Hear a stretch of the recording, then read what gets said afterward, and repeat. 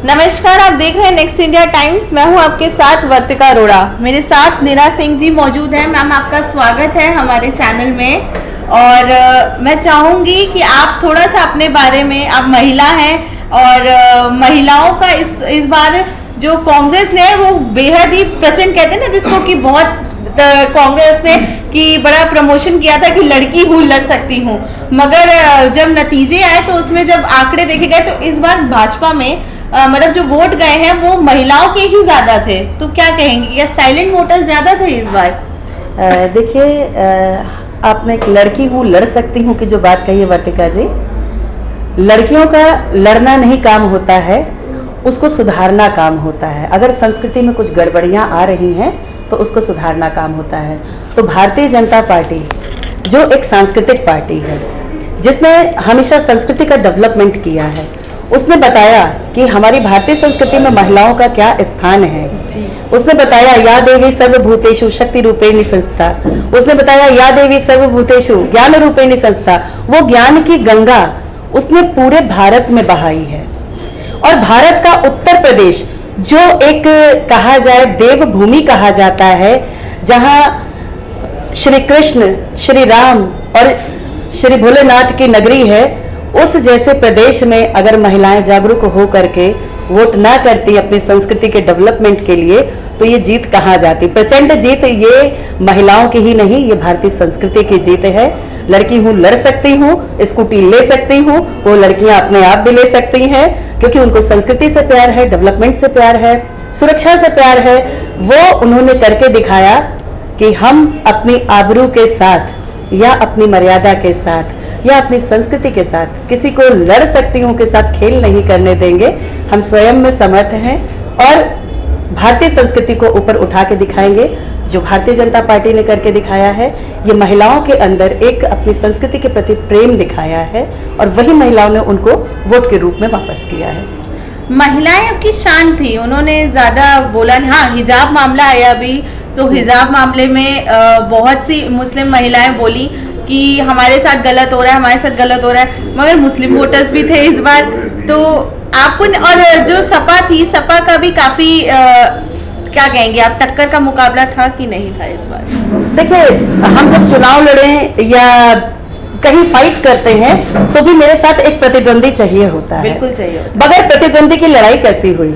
और प्रतिद्वंदी ठीक बात है, समाजवादी पार्टी है, उसने अपने आप को दिखाया फाइट में और हमने दिखाया कि हम जीत सकते हैं। और हम में क्या कुवत है, ये हमने अपने पूरे उत्तर प्रदेश की जनता के साथ में दिखाया कि वो साइलेंट वोटर, उन्होंने उनके दिए हुए कर के सही उपयोग का बताया कि अगर कोई प्रदेश का मुखिया हमारे लिए आवास, हमारे लिए शौचालय, हमारे लिए बिजली, हमारे लिए पानी, जो दूर दूर तक महिलाएं लेने जाती थी, गर्भवती है तो भी वो लेने जा रही हैं, वो सारी सुविधाएं उनको अगर घर पे प्राप्त होने लग जाएं, जो सड़कें कभी बनी नहीं थी वर्षों से।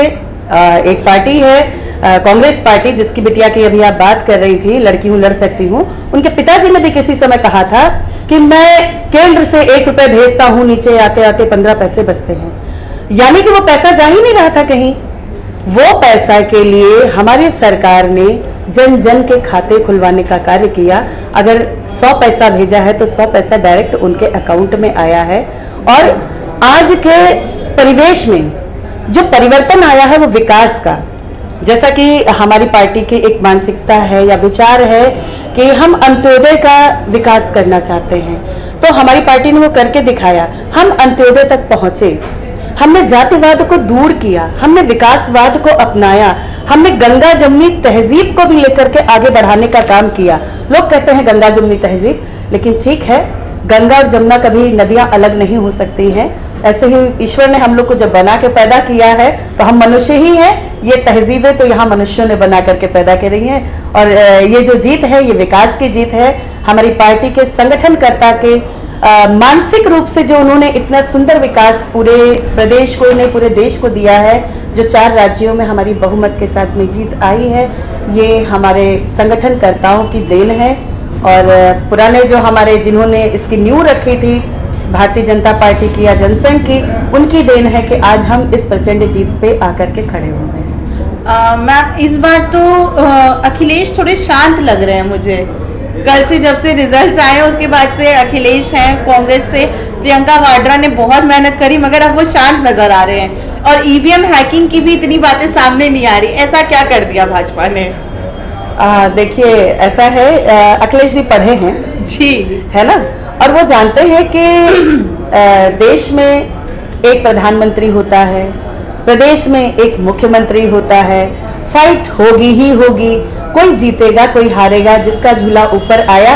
यहाँ हमारा झूला ऊपर चढ़ाने में पूरी उत्तर प्रदेश की जनता ने सहयोग किया। उस सहयोग को उन्होंने जाना कि हमारी संस्कृति के साथ उनके पिताजी ने किसी समय खिलवाड़ किया था, हमारे हिंदू भाइयों के ऊपर गोलियां चलाई थी। वो गोलियों का कहा जाए वोट के रूप में हमारे जन जन जो हमारे व्यक्ति बैठे हुए हैं उन सब ने वोट के रूप में उसको परिवर्तित करके दिया कि हमारी उस झगड़े लड़ाई को बंद करके संस्कृति का डेवलपमेंट करके हमारे को आगे बढ़ाने का, विकास का जो कार्य किया है वो भारतीय जनता पार्टी ने किया है। तो वोट हम उसी को करेंगे। और ईवीएम हैकिंग की बात तो ये है, जिसके आगे थाली नहीं लगी वो कहेगा हमको गर्म खाना नहीं मिला, हमारी थाली में बासी खाना परोस दिया गया।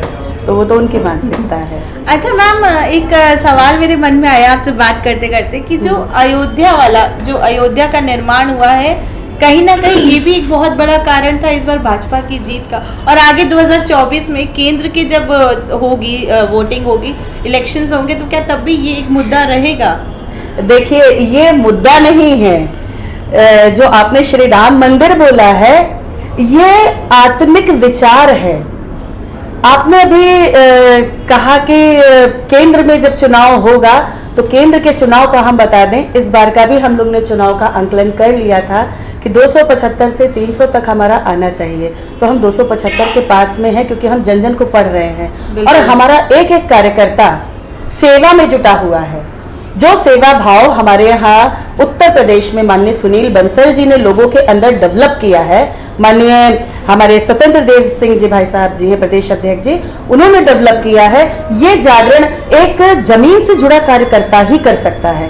उन्होंने बताया कि ये कार्यकर्ता जब घर घर जाएगा, उसकी पीड़ा सुनेगा, उसको रोटी का रास्ता देगा, उसके रोजगार का रास्ता देगा, उसकी सुरक्षा का रास्ता देगा, तो विकास होना स्वाभाविक है। तो ये स्वाभाविक जीत जो है ये उत्तर प्रदेश की जनता की है और भारतीय जनता पार्टी के कार्यकर्ताओं की है और हमारे संगठन के जो मुखिया है जिन्होंने हम पे वरद हस्त रख के हम लोग पे विश्वास जताया और हम लोग को कहा जाए अश्वमेघ के घोड़े की तरह छोड़ दिया कि जाओ तुम्हारा काम है विजय लेकर के आना। और हम लोग ने पूरे उत्तर प्रदेश में विजय यात्रा करते हुए पद पद चल करके घर घर जगाने का काम किया, अनवरत जगाने का काम किया। आने वाले समय में 2024 में इसकी और प्रचंड जीत आपको दिखाई पड़ेगी जो हम केंद्र के द्वारा लेकर के आएंगे। मैम घर घर तो प्रियंका वाड्रा जी भी गई थी, बहुत उन्होंने रैलियां करी और अभी हाल ही में 8 मार्च को भी उन्होंने कोई कसर नहीं छोड़ी, रैली करी। वो बात अलग है कि बाद में सुनने में आया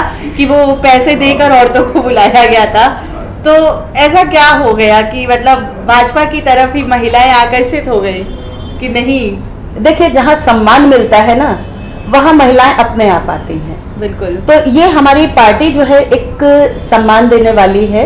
जब हमारे यहाँ महिलाएं आती हैं तो हमारे जो पुरुष भाई हैं उनको भी सम्मान की दृष्टि से देखते हैं। हम सुनते हैं अन्य भी पार्टियों में हमारी बहुत सी महिलाएं हैं जो जुड़ी हुई हैं, उनके विषय, उनके पार्टी के विषय में सुनते हैं कि महिलाएं जब चली जाती हैं तो पुरुष भाई क्या उनके पीछे बात करते हैं, दूसरी बैठी महिला बताती है। तो यानी वहाँ सम्मान नहीं है। सम्मान जहाँ मिलेगा, अधिकार जहाँ मिलेगा, हमारी पार्टी अधिकार दे रही है, आपको आगे बढ़ाने का कार्य कर रही है, तो क्यों नहीं महिलाएं आगे आएंगी? खुल के उनको काम करने का मौका दिया जाता है। आप कीजिए, समाज को आगे बढ़ाइए, क्योंकि हमारे यहाँ जो संस्कृति का आपको पहले भी बता चुके हैं हम, यत नारस्ते पूजनते रमनते तत्र देवता। तो नारियों का जहाँ जहाँ वास होगा, देवियों का जहाँ जहाँ वास होगा, वहाँ देवता वास करेंगे।